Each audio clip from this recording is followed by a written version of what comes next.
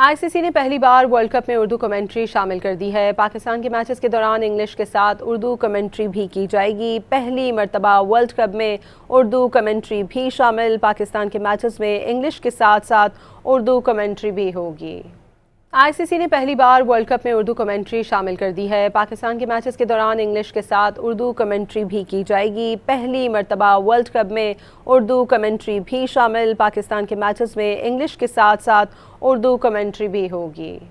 ICC ने पहली बार world cup में उर्दू कमेंट्री शामिल कर दी है। पाकिस्तान के मैचेस के दौरान इंग्लिश के साथ उर्दू कमेंट्री भी की जाएगी। पहली मर्तबा वर्ल्ड कप में उर्दू कमेंट्री भी शामिल। पाकिस्तान के मैचेस में इंग्लिश के साथ साथ उर्दू कमेंट्री भी होगी।